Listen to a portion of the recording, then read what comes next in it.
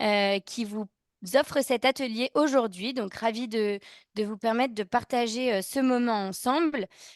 Pour vous donner un peu plus de contexte avant que Marie, toi, tu puisses te présenter. Marie qui est du coup responsable pédagogique, de Gazouillis. Je vais vous raconter qui on est et pourquoi vous êtes, là aujourd'hui. Si tu peux, Marie, nous montrer, la deuxième slide. Initialement, Gazouillis est un projet de recherche autour de la valorisation de l'accompagnant, de l'enfant. Donc nous, notre mission, c'est de montrer à tous le rôle que vous avez, en tant que professionnel, puisqu'aujourd'hui on est entre professionnels, en tant que professionnel sur l'épanouissement futur et le développement de l'enfant et pour ça, on fait plein d'autres choses. Heu, Nous faisons un atelier, vous allez nous découvrir par cet atelier. Nous faisons des formations aussi qualifiantes financées par Hyperia pour les personnes qui sont assistants maternels ou gardes d'enfants à domicile avec un partenaire et depuis peu, nous proposons des diplômes, par une technique qui est bien spécifique qui s'appelle, l'AVAE, qui est la validation des acquis de l'expérience. Je donne le standard qui n'arrête pas de sonner. Je pense que c'est un problème de lien. La validation des acquis de l'expérience pour l'obtention, de différents, diplômes dans la petite enfance. Donc en fait, j'accompagne des candidats et des candidates qui ont de l'expérience en tant que professionnels de la petite enfance, pour aller chercher des diplômes et non pas, sans passer par la case école. Donc on fait, un livret d'expérience, ça s'appelle un livret 2 dans lequel, on va proposer d'obtenir le CAP-AEPE, le diplôme d'auxiliaire de puériculture et le diplôme d'éducatrice de jeunes enfants. Je vois dans l'atelier de nombreuses personnes qu'on accompagne, notamment sur le diplôme. Moi, je m'occupe du diplôme du CAP-AEPE, mais je vois plein d'oxy aussi en devenir et bienvenue encore à tout le monde, ravie de vous proposer cet atelier. On va faire tourner un formulaire, pour avoir toutes les informations, sur la suite de ces ateliers, d'autres ateliers que l'on propose, nos formations et la VAE.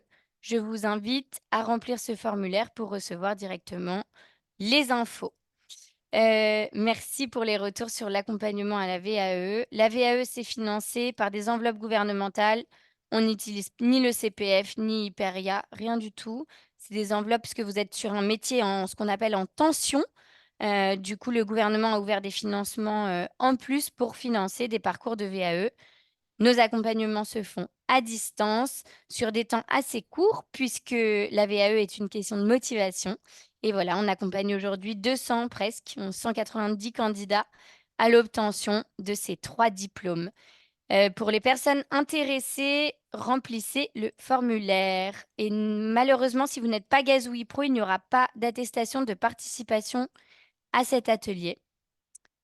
Je reste disponible pour toutes les questions de gazouille. Je vous retrouve surtout en fin d'atelier, et je te laisse Marie le micro, nous présenter, cette thématique si importante et qui a plu puisque nous sommes 257. Merci à tout le monde de vous être rendu disponible. Comme je disais, cet atelier vous est offert par Gazouillis, et nous faisons des ateliers, des formations et des diplômes par la VAE, spécialisée que dans la petite enfance. Marie, à toi, le micro et je vous retrouve en fin d'atelier. Merci beaucoup Salomé. Bonjour à tous et à toutes. Alors, je vais commencer déjà par me présenter, un petit peu à vous avant de partir sur cette thématique, de la morsure qui intéresse énormément de monde. Donc, moi je suis très, très contente de voir qu'il y a autant de personnes, qui se mobilisent, pendant leur pause, pour assister à cet atelier et avoir des réponses. Donc moi, je suis éducatrice de jeunes enfants. J'ai travaillé pendant 17 ans, auprès des enfants. Donc j'ai fait beaucoup de terrain parce qu'au début j'étais auxiliaire donc je connais très, très bien, les groupes de jeunes enfants, l'agressivité, ça a été mon quotidien, pendant, voilà une bonne quinzaine d'années. Ensuite, j'ai pris un poste, d'éducatrice adjointe dans une crèche parentale et après quelques années, bah, je me suis reconvertie vraiment dans l'accompagnement, pour les parents et pour les professionnels et je suis devenue coach, en approche empathique de l'enfant. Et depuis quelque temps aussi, je suis responsable pédagogique chez Gazouillis. Donc j'accompagne énormément de professionnels et j'aime énormément ça parce que c'est mon cœur de métier et du coup, je suis très, très contente d'accompagner, toutes ces professionnels, donc aussi bien autour des ateliers que de la VAE. J'aide les candidates à se préparer, à l'oral et j'anime aussi des ateliers avec les parents et je propose des analyses de pratique en crèche. Voilà un petit peu pour mon parcours et maintenant on va aller parler du cœur de sujet, du sujet de la morsure. Alors la morsure, geste dit agressif, que faire? Je vous ai mis une petite professionnelle qui s'énerve parce que souvent, voilà, quand il y a de la morsure, quand il y a des morsures ou des gestes agressifs, bien, on peut perdre un peu notre sang-froid et on va voir en détail, que faire dans ces moments-là. Donc, ce qu'on va découvrir dans cet atelier, on va commencer par vraiment des petites définitions, donc un petit côté plus théorique sur la différence entre agressivité et violence. Souvent, on mélange un petit peu ces 2 termes. On va voir concrètement qu'est-ce qu'on fait, comment on se positionne, pendant qu'il y a des gestes agressifs. Donc on va plus particulièrement parler de la morsure, mais on va aussi parler des griffures, des enfants qui poussent, enfin de voilà, de tous les gestes agressifs de manière générale avec des petits cas concrets. On va parler de la transmission, comment on communique avec les parents parce que ça peut être des sujets un petit peu compliqués et qui peuvent amener, parfois du stress et du conflit. Et en fin d'atelier, je vous proposerai des outils, des jeux pour limiter les gestes agressifs. Donc, on va vraiment voir de la théorie et du pratico-pratique. Et nous, c'est ce que vraiment on aime chez Gazouillis, c'est vous donner de l'information, mais aussi des ressources que vous pourrez mettre en place dès cet après-midi, dès que les enfants vont se réveiller. Alors, c'est parti. Alors déjà, on va faire un petit tour au niveau des définitions. Qu'est-ce que c'est que l'agressivité? Donc l'agressivité, ça vient du latin aller vers. Donc c'est vraiment, il y a une notion de contact. L'enfant va aller vers un autre enfant. Donc il va avoir un comportement pardon, qui va mener à s'affirmer. L'enfant, il va dire, quand il va être dans l'agressivité, je suis moi, je ne suis pas toi, voilà ce que je veux, voilà qui je suis. Et c'est des attitudes pour repousser ou pour provoquer l'autre enfant en face de nous. Donc agressivité, ça va aussi bien pour les enfants que pour les adultes, hein. Donc c'est vraiment repousser et provoquer. C'est une attitude qu'on va dire attaquante et ce sont des réactions, vraiment qui vont être des réactions d'opposition à notre entourage pour montrer qu'on n'est pas d'accord avec la façon dont la personne interagit avec nous. Donc ça, c'est l'agressivité. Et à contrario, la violence, qui vient du latin agir de force sur quelqu'un ou quelque chose, il y a une notion d'abus. Donc ça, c'est vraiment la grosse nuance, c'est que dans l'agressivité, on va chercher le contact et dans la violence, on va avoir un comportement destructeur. On va être dans un abus, on va faire consciemment mal à l'autre. Donc les comportements de violence, ça va être quand je vais casser un objet qui appartient à l'autre, que je vais brûler des voitures, donc, l'objectif de la violence, ça va être vraiment de détruire l'autre, de le dominer, de lui faire mal. Souvent, on va parler des prémices de la violence vers 5, 7 ans, pas avant. Si avant, on va en parler aussi, hein, si avant vous remarquez qu'un enfant de moins de 3 ans a des comportements dits violents, là, ça va être important de vous faire accompagner pour vraiment aller chercher qu'est-ce qui se passe parce que cet enfant a vraiment un comportement qui peut il va se mettre en danger lui et mettre en danger les autres. Donc, l'agressivité limitée, pousser, taper, mordre, griffer, tous ces petits gestes. Si ça si c'est limité et que ça reste une notion de contact et d'affirmation de soi et que ça dégénère pas en violence, c'est un comportement qui est normal. Donc c'est ce qu'on va voir vraiment en détail dans cet atelier. Alors, ce que l'on prend des fois pour une attitude qui est anormale, dit agressive, en fait, ce sont des comportements assez normaux. Ceux-ci, ce sont des comportements normaux. On sait que les enfants, ils ont énormément besoin de bouger, de découvrir leur corps, leurs limites, leurs forces. Ils sont dans un comportement qui va être assez démonstratif. Les enfants, voilà, ils se dépensent, ils vont parler fort, crier, sauter et les enfants, ils vont assez, être excités quand ils vont être les uns avec les autres. Et ça vraiment, c'est nous aussi des comportements qu'on a adultes, hein. C'est sûr que quand, on est au bureau, on va pas forcément s'exciter avec ses collègues. Quand on va sortir en pause, ben, on va fumer une cigarette ou boire un café, donc c'est pas des situations qui vont permettre qu'on s'excite, mais quand on est avec nos amis, et qu'on fait des jeux de société ou qu'on fait des débats ou qu'on est au restaurant et qu'on rit fort, et bien, en fait, il y a une excitation de groupe. Donc c'est des comportements sociaux qui sont assez sains et normaux quand on est en groupe. Il y a aussi le fait que les enfants vont affirmer leurs besoins, leurs limites. À cet âge-là, avant 3 ans, eh bien, l'enfant est dans l'apprentissage de ses compétences, il veut faire tout seul et quand on refuse de le laisser faire, eh bien, lui, il va pas obéir, il ne va pas se laisser faire parce qu'il est en train d'affirmer qui il est. Donc il est dans une affirmation de son identité avec des gestes démonstratifs assez forts.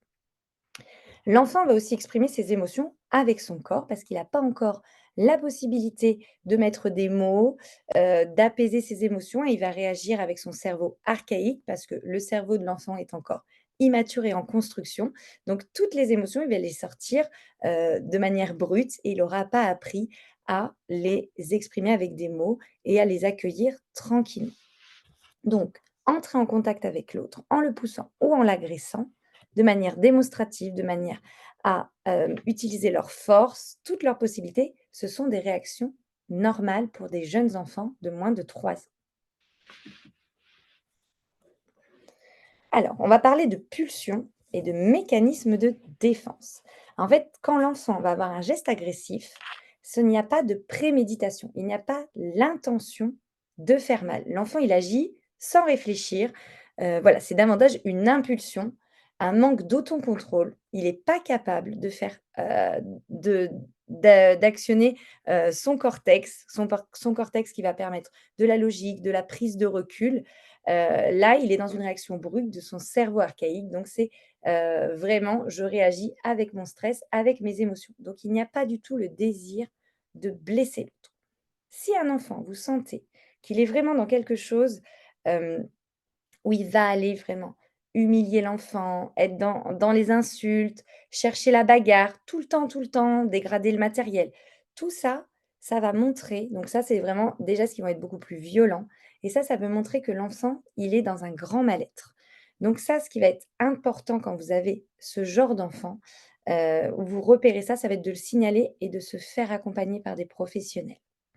Là, nous, on va rester sur cet atelier vraiment sur des comportements agressifs, dits plutôt basiques.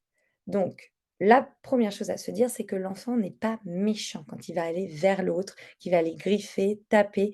Il exprime juste un besoin. Donc, évitez de juger trop rapidement les comportements des enfants. Et ça, c'est important d'avoir vraiment en tête où en est l'enfant dans son développement. Nous, chez Gazouillis, en plus des ateliers là qu'on propose aujourd'hui, on fait aussi des formations. On en a une sur le jeu sous toutes ses formes. On va redire tout le développement de l'enfant et par toutes les phases par lesquelles l'enfant va passer.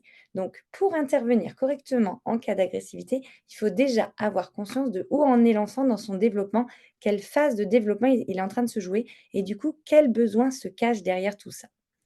Donc, reprendre les bases, c'est très important et aussi d'aller chercher qu'est-ce que nous dit l'enfant au travers de sa conduite, au travers de son comportement. Aller chercher quel est le sens de ces gestes agressifs. Alors, les différents gestes agressifs, ceux qu'on va voir le plus régulièrement, donc taper, pousser, pincer, pincer la peau, pincer les vêtements, tirer les cheveux, tirer aussi les vêtements, écraser. Là, on voit une petite fille qui écrase sa sœur avec le coussin. Enfin, j'imagine que c'est sa sœur, mais ça peut être complètement un autre enfant. Griffer et mordre. Donc là, on va des gestes les moins visibles aux gestes les plus visibles.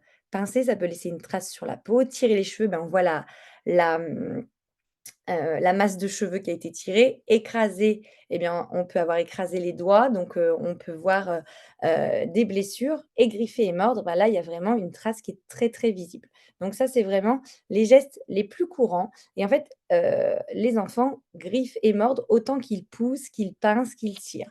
C'est vraiment de l'agressivité, basique pour des jeunes enfants. Alors, on va revoir un petit peu les idées reçues et pour les déconstruire. L'enfant de 2-3 ans est incapable de faire mal intentionnellement. Bon, je vous l'ai déjà dit dans les 2 premières slides, mais je le redis pour que ça imprègne, que tout le monde soit bien OK avec cette information. Les enfants qui mordent ne deviennent pas des délinquants. Les enfants mordus ne deviennent pas des victimes. Ce sont des comportements qui sont d'agressivité qui vont être dits saines. Les enfants qui mordent ou qui sont mordus sont des enfants qui sont dans la socialisation. Ils sont en train d'interagir les uns avec les autres. Pour l'instant, ils n'ont pas les mots et ils ne savent pas faire. Donc c'est à nous de leur montrer comment faire. Mais il n'y a pas de risque pour leur avenir. Punir ou isoler ne stoppera pas le comportement inadapté. Punir ou isoler, sur l'instant, ça va faire peur à l'enfant. Donc c'est sûr qu'il va s'inhiber, mais ça ne va pas faire qu'il va arrêter le comportement. Bien au contraire. Parce que quand on punit l'enfant ou qu'on l'isole, l'enfant se sent humilié. Donc il va perdre confiance en lui, en ses capacités, et il va perdre confiance en la personne qui le garde, en la personne qui s'occupe de lui. Donc, privilégier plutôt une sanction réparatrice, une attitude positive, un petit temps d'arrêt, reproposer une autre activité, mais ne mettez jamais l'enfant au coin ou ne n'isolez jamais l'enfant. Cela ne va pas l'aider à arrêter des comportements agressifs. Et enfin, la douleur de la morsure n'est pas si intense car elle est de courte durée. En fait, ce qui est de longue durée, c'est la trace. Donc c'est ça qui pose vraiment problème. Parce qu'en fait, un enfant qui s'est fait mordre, on le masse et 2 minutes après, il n'en parle plus. Par contre, si nous, on surréagit, qu'on s'énerve, qu'on met de la glace, qu'on reste avec, la main sur la blessure, là, l'enfant va en reparler, en reparler, en reparler. Alors que des fois, un enfant qui s'est fait taper ou pousser ou écraser, il aura beaucoup plus mal qu'un enfant qui s'est fait mordre. Alors, pourquoi, du coup, justement, cette morsure nous fait surréagir? Parce que c'est la trace. En fait, c'est une réaction qui est dite animale, une réaction de protection, une réaction qu'on va dire archaïque, encore avec le cerveau de réaction du stress. C'est une réaction de protection. En fait, la trace, quand on voit une trace sur un enfant, ça renvoie à notre fragilité. On peut craindre l'accident, que l'enfant se fasse mal et se dire on a été impuissant, on n'a pas pu contrôler ça. Alors qu'un enfant qui s'est fait pousser ou tirer les cheveux, c'est la même chose, mais il n'y a pas cette trace. On va pas garder la touffe de cheveux le soir pour montrer aux parents. Donc, il y a vraiment ce côté de responsabilité et le parent ou le professionnel, il va se dire: «J L'enfant est abîmé, son corps n'est pas intact». En fait, quand on nous confie un petit enfant ou qu'on a eu un enfant avec sa petite peau parfaite de nourrisson et ben, l'idée qu'on se fait, c'est que toute la vie, bah, il sera aussi parfait que, quand il est arrivé sur cette terre et malheureusement, on ne peut pas tout contrôler, on ne peut pas toujours protéger les enfants et l'agressivité, c'est quelque chose qu'on va rencontrer toute notre vie. Donc mettre un enfant dans un cocon et de se dire qu'il n'aura jamais affaire à de l'agressivité et bien, en fait, ce n'est pas lui donner les armes pour, s'adapter à la vie réelle. Donc voilà pourquoi c'est si difficile quand on a affaire à des morsures. Donc ça, c'est important. N'hésitez pas à faire une petite capture d'écran, parce que quand vous en parlez aux parents, voilà, de faire de l'empathie en disant: «Eh oui, c'est très, très compliqué parce qu'en fait, on a envie de tout contrôler, de pouvoir toujours mettre nos enfants en sécurité et de voir que leur corps n'est pas intact». Ça nous fait vraiment vivre quelque chose d'inconfortable. On souffre avec l'enfant. Même si l'enfant a très peu souffert, et bien souvent, c'est ce que ça produit dans la tête du parent ou de la personne qui est responsable de cet enfant. Donc voilà pourquoi la morsure nous fait surréagir. Ensuite, on va voir plus en détail les raisons de la morsure. Donc, la première chose, ça peut être la frustration, hein. L'enfant à cet âge-là est souvent très frustré, donc ça peut être petit conflit, des fois c'est qu'il y a trop d'interdits. Donc pensez aux consignes positives. Plus il y aura des consignes positives et pas des règles ou des interdits qui vont enfermer l'enfant, moins il y aura de frustration. La surexcitation peut être une vraie cause, le bruit, le rythme dense, la chaleur, le groupe. En fait, c'est tout ce qui va être la surstimulation. L'enfant va être plus fatigué et en fait, souvent, quand l'enfant est fatigué et ben, ça va se traduire en agressivité.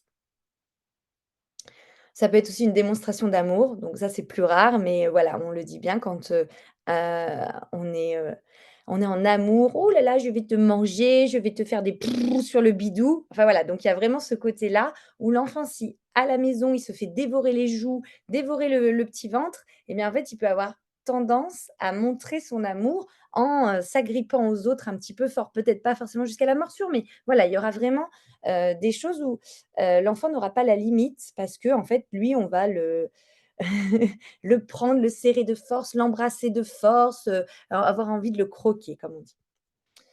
Alors moins drôle, il peut avoir aussi des conflits, des disputes à la maison, donc tout ce qui va être, les problèmes familiaux, donc aller réfléchir au vécu de l'enfant, parce qu'en fait, le vécu de l'enfant va se rejouer dans son comportement. L'enfant, tous les conflits qu'il va vivre à la maison, en fait, il va le vivre en premier dans son petit corps. Et surtout, en plus, les enfants qui parlent pas. Donc en fait, il va devoir, l'extérioriser de son corps à un moment donné. Donc les enfants sont souvent des éponges émotionnelles, hein, on le dit souvent. Donc voir s'il y a beaucoup de conflits, de disputes, et bien, en fait, ça peut ressortir en agressivité chez les enfants. Ça peut être tout simplement aussi l'affirmation de soi. Hein, on sait que, vers 2 ans, on parle du terrible two, hein, du moment où l'enfant affirme sa petite personnalité, eh bien, il a besoin, de montrer qu'il est différent de l'adulte, qu'il a des besoins et qu'il s'affirme. Donc il va être dans le test des limites pour construire sa personnalité. Est-ce que c'est toujours la même chose? Est-ce que moi je peux décider? Donc c'est important à ce moment-là de lui laisser des choix, alors des choix restreints, mais aussi de lui poser un cadre qui va permettre de le rassurer et de le sécuriser. Plus, l'enfant, va savoir quand est-ce que l'adulte va dire non et que ce soit cohérent, plus ça va être facile pour lui de s'affirmer à d'autres moments. Mais bien sûr, de toujours, mettre des limites qui vont être dites raisonnables. On ne va pas limiter l'enfant dans toutes, ses actions. Si par exemple au repas, il veut choisir sa chaise ou son bavoir ou, s'il mange avec une cuillère ou une fourchette, vous voyez, ça, c'est des choses où évidemment il a besoin de s'affirmer, donc on va lui laisser le choix, ne pas lui dire: «Non, c'est comme ça et tu n'as pas à décider». Donc ça va être important de lui donner cette possibilité de s'affirmer parce que sinon si vous le faites s'il ne peut pas le faire avec l'adulte et ben, il va le faire avec les autres enfants. Et ça peut être aussi tout simplement une réaction de stress. Les enfants sont très, contraints, hein, c'est pas eux qui décident de, à quelle heure ils se lèvent, ce qu'ils mangent, ce qu'ils vont faire aujourd'hui. Donc la contrainte est un énorme, c'est une des choses, qui stresse le plus l'enfant, c'est la contrainte, aussi le manque d'espace, le trop d'interdits. Donc face au stress, il y a 3 réactions: l'attaque, la fuite et le figement. Et bien souvent, le jeune enfant, il va utiliser, le figement quand, il y a pas moyen et qu'il y a un adulte qui domine et qui lui fait peur, ou sinon ça va être l'attaque. Et c'est très, très bien que l'enfant utilise l'attaque ou la fuite parce qu'en fait, quand on est sous stress, on va emmagasiner du cortisol dans le corps. Et pour que le cortisol s'évacue, eh bien, il faut bouger. Donc fuir, courir à toutes jambes, mais souvent un enfant de 2 ans ne peut pas trop courir parce que, il est dans un espace sécurisé, hein, et ce qui est normal. Donc du coup, il va se mettre à attaquer, à crier, à taper et à s'affirmer. Donc ça, c'est une réaction qui est vraiment, tout à fait normale et saine en cas de stress. Donc voilà les différentes raisons. Alors maintenant, on va voir que faire en priorité quand on est face à de l'agressivité. Donc s'occuper de l'enfant, alors je vous ai mis entre guillemets «victime» parce qu'on va essayer de ne pas, mettre les enfants dans des cases. Donc il y a pas l'enfant agresseur et l'enfant victime, mais c'est juste pour que vous compreniez que d'abord, on va s'occuper de celui, eh bien, qui a subi l'agressivité. Pour, que l'autre, ressente de l'empathie envers l'enfant. En fait, il y a une espèce de honte sociale qui peut se mettre en place. Cela ne se fait pas. Quand, on a un comportement qui, n'est pas accepté par le groupe, qui n'est pas accepté par l'adulte et que l'adulte va s'occuper que de l'enfant qui a subi le geste, l'autre enfant va s'arrêter et va observer vraiment ce qui se passe. Et là, il va sentir qu'il est en décalage, qu'il a fait quelque chose qui ne convient pas parce qu'en fait, l'adulte va prendre, soin de l'enfant qui a vécu, le geste agressif. Donc là, peut se mettre en place l'empathie et la honte. Utiliser des mots simples, expliquer les règles simplement, sans crier, mais bon, avoir un ton ferme et ne pas oublier d'expliquer les raisons. Pourquoi c'est interdit? Parce que ça gêne ou ça fait mal à l'autre. Il est important, d'apprendre à l'enfant à mettre des mots plutôt que des coups et du coup, pour ça, ça va être vraiment modélisé. Si vous, à ce moment-là où il y a agressivité, vous vous mettez à crier parce que vous êtes énervé et que c'est normal souvent d'être énervé, hein, dans la journée, mais si vous le faites à ce moment-là, ça donne un message contraire parce que si on dit à l'enfant: «On ne tape pas, on ne crie pas», et si on le dit sur ce ton, ça va pas, permettre à l'enfant de modéliser. Donc l'objectif, c'est vraiment quand vous sentez qu'il y a une situation où vous n'arrivez pas à rester calme, ça va être de sortir une seconde, de respirer, de souffler et de revenir vers les enfants. Utiliser la réparation. Alors tout dépend, ça peut être inviter l'enfant qui est agressé à venir soigner ou alors aller chercher le doudou ou la tétine de l'autre enfant. Les petits bisous, moi j'évite de demander, sauf si vraiment les 2 enfants, sont très amis et que ça arrive souvent les petites chamailleries entre eux. Parce que souvent, en fait, quand il y a une agressivité, et bien l'enfant qui s'est fait, embêter n'a pas envie de contact, hein. C'est comme nous, quand on se dispute avec, notre mari, et bien on n'a pas trop envie qu'il nous fasse un bisou au milieu de la dispute. Donc, voilà, c'est respecter que l'enfant, il a besoin, d'un petit temps pour lui. Offrir du contact et rappeler les règles, ça je l'ai déjà dit. Et l'important, ça va être de ne pas humilier l'enfant agressif. En fait, sinon ça peut, on va rentrer dans un cercle assez vicieux. L'enfant va se sentir vexé, stigmatisé et il va se dire: «Je suis mauvais» et ça peut engendrer l'effet Pygmalion. L'effet Pygmalion, c'est vraiment, le jugement qu'on va porter sur l'autre et bien ça va conditionner en partie son comportement. Il y a, un exemple que je donne souvent aux parents que je coach, je crois que c'était dans un lycée. Ils avaient fait passer des examens à des élèves et ils avaient, donné les faux résultats et du coup, ils avaient fait croire que la moitié des élèves avaient eu des résultats, incroyables et du coup, ils avaient donné ces résultats aux professeurs. Et bien, les professeurs qui pensaient que ces élèves étaient incroyablement forts, et bien, ils avaient une attitude différente avec les autres élèves. Et bien, en fin d'année, tous les élèves qui, au début d'année, on leur avait dit, bah, je ne sais pas, qu'ils ont plus de 15 à cet examen, et bien, ils avaient tous pris 1 ou 2 points sur leur moyenne.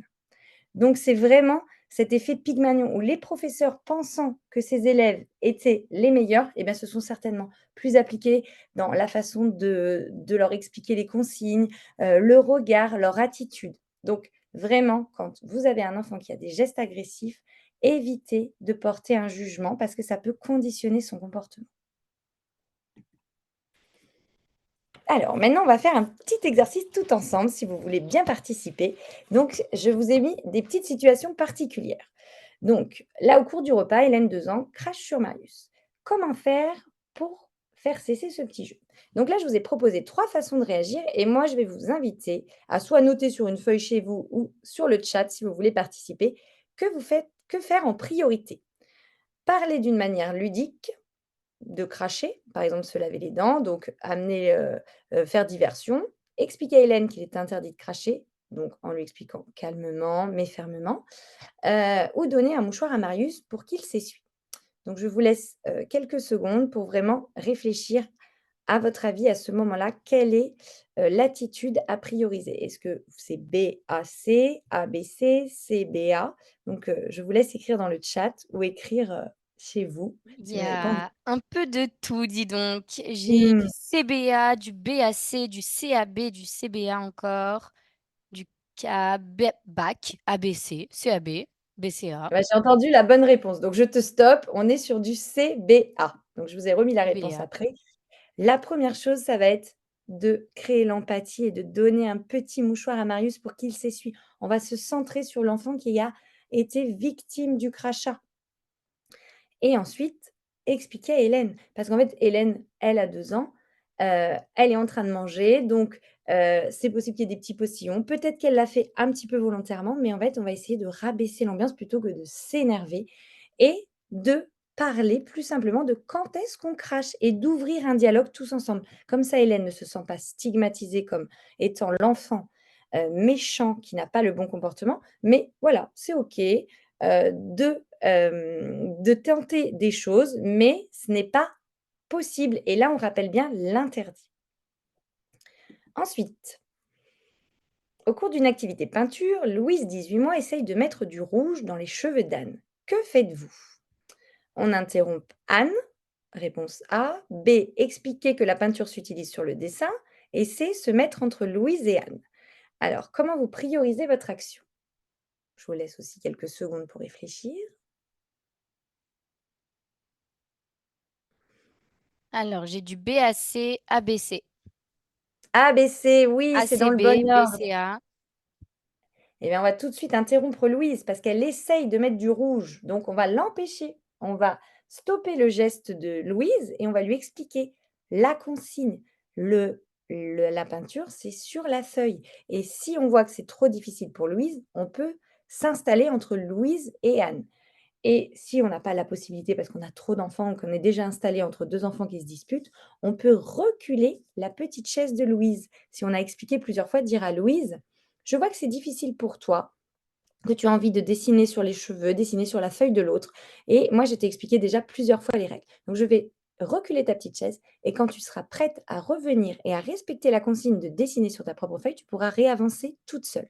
Donc là, on ne punit pas l'enfant, on l'amène à réfléchir et à voir s'il veut continuer l'activité et s'il veut continuer l'activité, c'est dans un cadre et avec des règles sociales à respecter.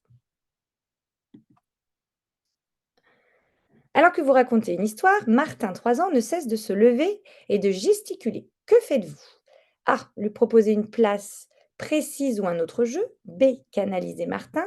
Et C. Expliquer qu'il gêne le groupe. Une histoire, c'est assis. Alors, qu'est-ce que vous faites en priorité?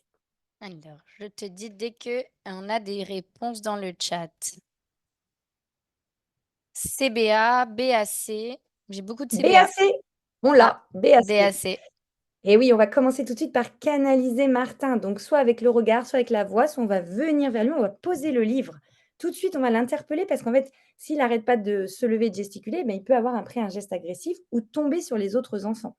Donc, on canalise Martin et on lui explique tout simplement, là pour l'histoire, il faut être assis parce que les autres enfants ne voient pas. Et là, on peut lui proposer une petite place ou un autre jeu s'il n'a pas envie de regarder l'histoire. Moi, ce que je faisais quand j'avais, des groupes de grands, c'était enfin des groupes de grands, même des groupes de moyens, ça peut se faire, de leur proposer chacun une petite place avant de raconter l'histoire. Choisissez chacun un petit pouf, une petite chaise, une petite place et avant de commencer l'histoire, est-ce que tout le monde a sa place? Donc je vérifiais s'il y avait des enfants qui étaient trop proches, je dis: «Mais toi, tu peux te mettre plus là, là il reste une place ici» et du coup, avant de commencer l'histoire, chacun avait sa place. Comme ça, il y a pas d'histoire de: «Je me relève, je gesticule» et si les enfants se lèvent, c'est si tu te lèves, c'est que tu veux faire un autre jeu, il y a pas de souci. Par contre, si tu veux rester pour écouter l'histoire, tu restes à ta place. Donc vraiment, on symbolise, avec un coussin, un endroit en montrant à l'enfant: «Là, ça, c'est ta place».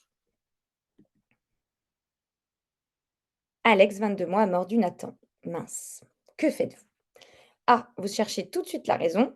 B, vous emmenez tout de suite Nathan se soigner. Ou C, vous expliquez à Alex qu'il peut le dire autrement en lui disant stop ou en criant ou en interpellant Nounou. Alors, j'ai du BCA, du BAC, beaucoup de BCA, dis Et donc. eh bien, en fait, oui, c'est un peu dur là de chercher la raison avant d'expliquer, mais moi j'ai BAC. mis BAC. Mais c'est vrai qu'on peut faire, BCA aussi, mais c'est sûr que pour expliquer à Alex, c'est mieux de savoir qu'est-ce qui s'est passé. Donc première chose à faire, c'est soigner Nathan. On peut proposer à Alex de venir avec nous, d'aller chercher le doudou de Nathan.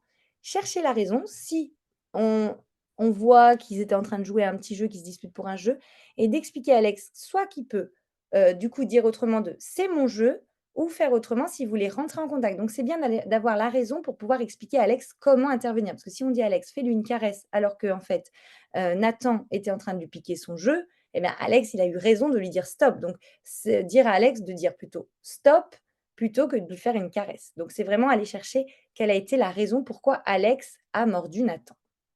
Mais toujours la priorité, ça va être de soigner Nathan. Effectivement.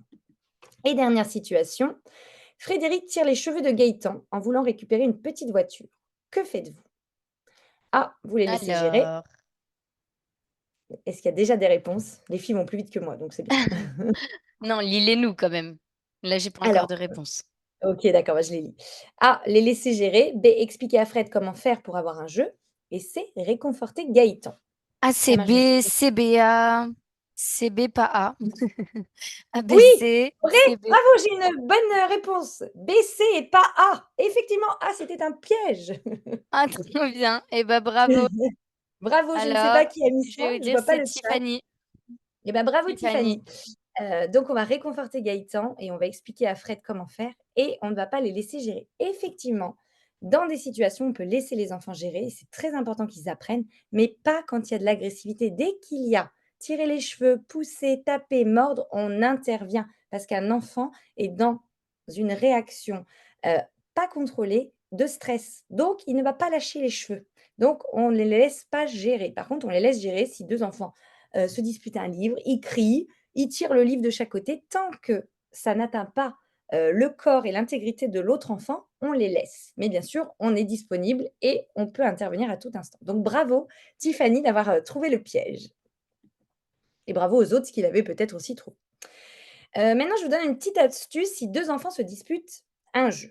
S'il y a un seul jeu et s'il y a plusieurs jeux, parce que souvent on est confronté à ça, hein, on ne peut pas avoir, les jeux en 10 millions d'exemplaires, donc si on a un seul jeu, eh bien, ce qu'on va proposer, c'est de faire chacun son tour en s'occupant de l'enfant qui attend. Donc proposer, par exemple, ils se battent pour le camion de pompier. Je vous ai mis le camion de pompier parce que moi, ça a été un jeu, phare d'une de mes dernières structures où tous les enfants se battaient pour l'énorme camion de pompier. Donc j'ai passé beaucoup de temps à faire ça.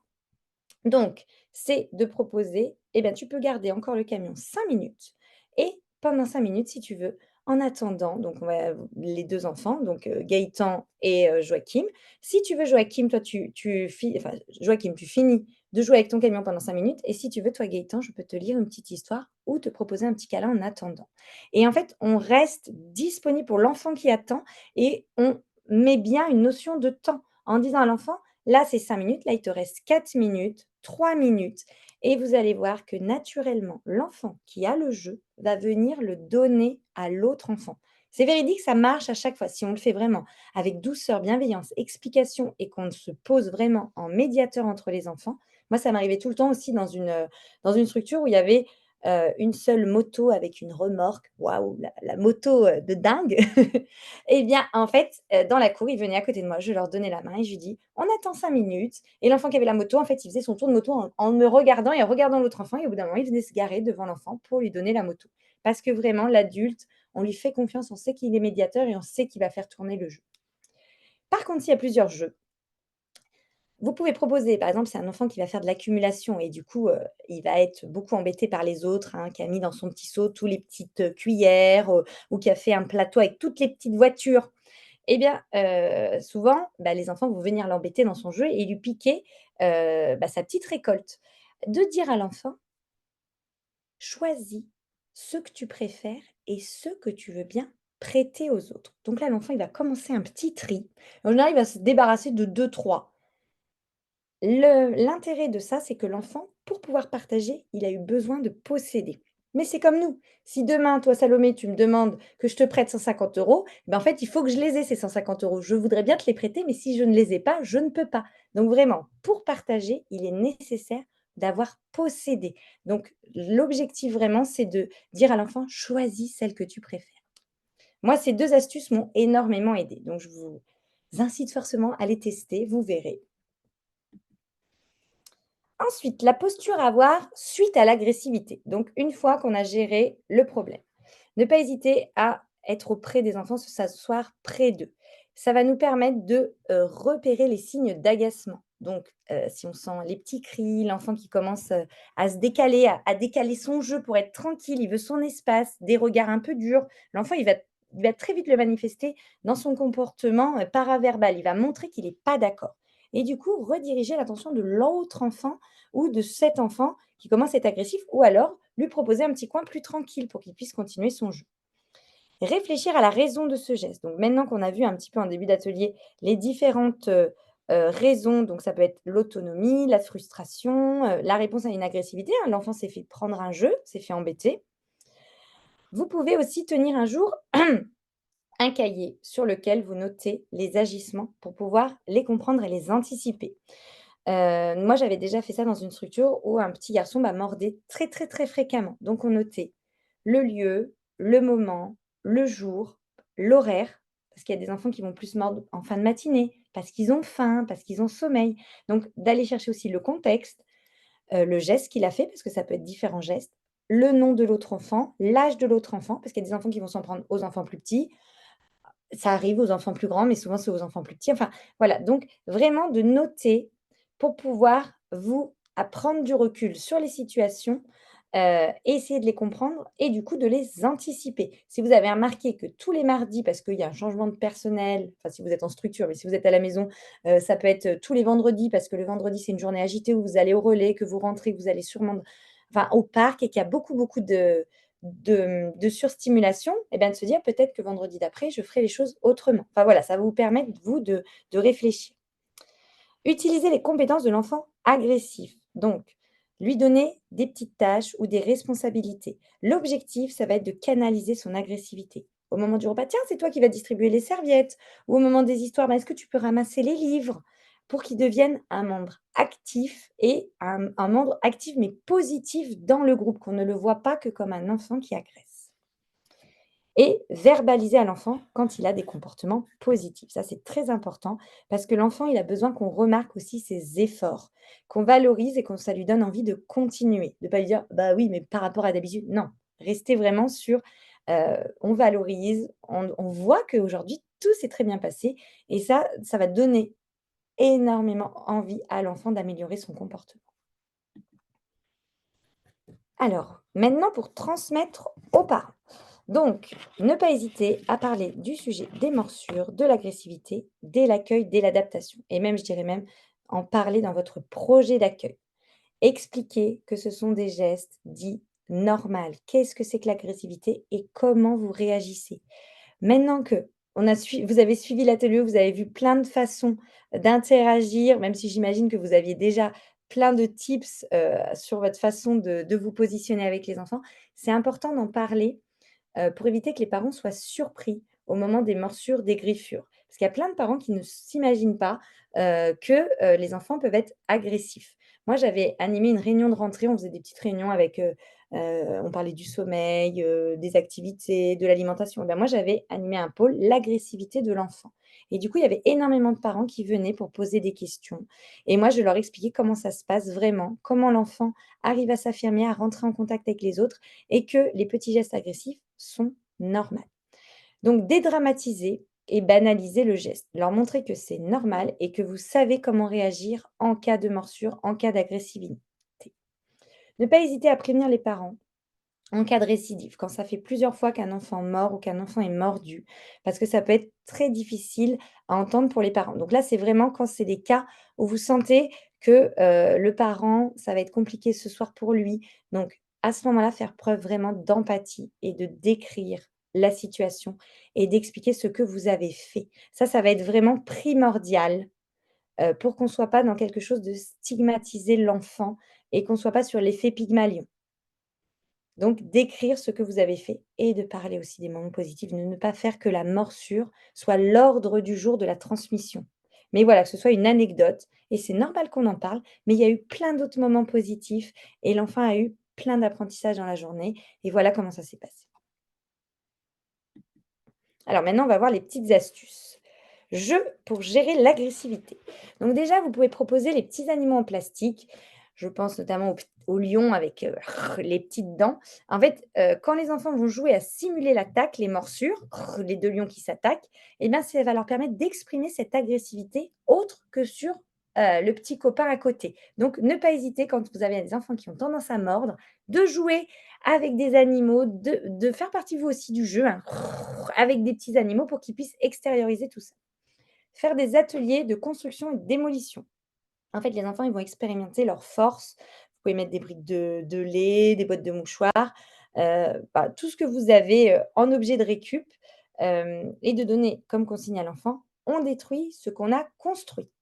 Ça va libérer les tensions et ça va éviter aussi qu'ils aillent libérer leurs tensions sur quelqu'un d'autre. Un petit peu comme nous, quand on a eu une journée très, très compliquée au boulot et qu'on a contenu nos tensions, et bien souvent, on va les libérer le soir contre notre conjoint, contre nos enfants. Donc, si on pouvait, dans la journée, aller dans une salle de démolition, bah, ça nous ferait du bien d'extérioriser tout ça. Donc, ne pas hésiter quand vous avez des enfants qui ont des gestes agressifs de proposer ce genre d'atelier. Anneau de dentition pour éviter qu'ils mordent les copains, mais plutôt, Sophie la girafe. Vous pouvez aussi proposer pour des plus grandes des petites poupées ou des jouets qui sont prévus pour cet effet. Si tu as envie de mordre, tu peux y aller, vas-y, tu peux aller sur cette poupée. En fait, si la tension est dans la mâchoire, ils ont besoin de libérer cette tension. Pour les enfants qui ont plus tendance à pousser, à griffer, la tension, elle est dans les mains. Donc, proposer des activités où les mains vont être en action. Donc, ne pas hésiter à proposer de la pâte à modeler, de la pâte à sel, tout ce qui va être patouille pour que libérer la tension et laisser les enfants taper sur la pâte à modeler, la macérer. En fait, c'est vraiment libérer toute cette tension qu'ils ont dans les doigts plutôt qu'ils aillent, pareil, la libérer contre les autres. Et pousser des jeux. Eh bien, les enfants, ils ont tendance, pousser les petites chaises, pousser les pots, tout ce qui a une petite résistance. Donc, ils ont besoin de maîtriser leur corps leur force avec des objets lourds. Donc n'hésitez pas à mettre dans les chariots de marche des objets de plus en plus lourds pour qu'il y ait une petite résistance et puis qu'ils puissent s'entraîner à pousser et à sentir leur force. Donc ça, c'est des petits jeux. Et maintenant, dernière slide, des petites astuces pour limiter les gestes agressifs. Donc, séparer le groupe, ne pas faire que les enfants soient toujours ensemble pour qu'il y ait moins d'excitation et plus de calme. Donc, par moment, voilà, on proposait un qui va faire un jeu de construction, un avec une histoire, un avec autre chose, et puis leur demander qu'est-ce que toi tu as envie de faire et de sortir un petit jeu particulier pour chacun des enfants pour qu'ils aient des petits moments où ils se retrouvent tranquilles, seuls avec eux-mêmes. Nous, quand on est dans un travail de bureau où il y a beaucoup d'agitation, et bien par moment, on a besoin d'être dans notre bulle, de mettre nos écouteurs et de ne pas avoir de stimulation de l'extérieur. Et bah, les enfants, c'est pareil, mais ils ne vont pas vous le dire. Donc, à vous de penser à séparer et de leur proposer des petits temps individuels. Ritualiser les temps morts. Donc, c'est souvent pendant les temps morts, moi, c'est ce que j'avais observé avec les petites grilles d'observation que j'avais pu mettre en place dans mes structures. Heu, Ces moments où on va être en transition, où on est en train de ranger les jeux et bien, en fait, on est moins disponible et ben, hop, une petite agressivité et donc à ce moment-là, bah, ne pas hésiter, par exemple, quand on va d'une pièce à l'autre, de proposer de faire une petite chenille, un petit train, on fait les petites fourmis, on se met à 4 pattes avec les enfants et des petites choses ludiques ou de sortir de temps en temps, bah, des nouveaux jeux que vous gardez un peu de temps en temps, ceux que vous sortez qu'une fois par semaine ou de proposer des livres à regarder. Donc je vous donne chacun 3 livres, vous vous mettez dans un coin pendant que moi je vais faire l'échange. Comme ça, voilà, les temps morts où vous êtes pas disponible pour faire de l'animation ou de la médiation, eh bien vous les ritualisez avec des jouets, des objets ou des chansons. Enfin voilà, à vous de faire preuve de créativité. Décharger les émotions, c'est très important. J'avais animé un atelier sur le sujet, donc si vous êtes Gazouillis Pro, n'hésitez pas à aller le voir parce que j'ai proposé plein d'outils sur la décharge des émotions et particulièrement de la colère, donc de faire le ninja, de jeter des balles, de faire du trampoline. En parler, ne pas rester seul avec toutes nos questions, donc ne pas hésiter à aller voir les collègues, en parler à l'animatrice du relais, à la PMI. Ne restez pas seul parce que plus, on se pose des questions et plus on vit du stress et plus c'est difficile d'accompagner les enfants. Et observer, vraiment être disponible, présent, noter, prenez du recul et allez chercher qu'est-ce qui se passe pour cet enfant. Le message vraiment important à faire passer à l'enfant qui a un geste agressif, c'est de lui dire: «C'est normal, ça va passer». Ou alors un enfant qui va répéter, répéter, répéter, c'est: «Je m'inquiète pour toi et j'ai envie de prendre du temps pour toi» et non de le stigmatiser en disant: «Ce n'est pas bien, tu es méchant». Donc votre arme essentielle, c'est vraiment la communication sans dramatiser et ne pas humilier l'enfant.